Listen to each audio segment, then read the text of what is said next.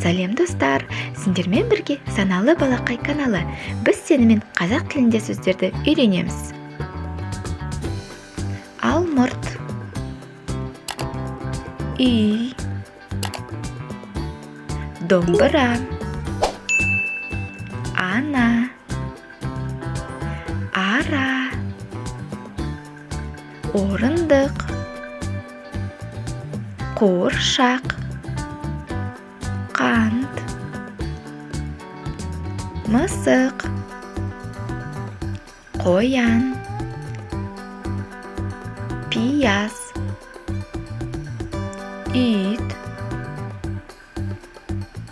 Соңы.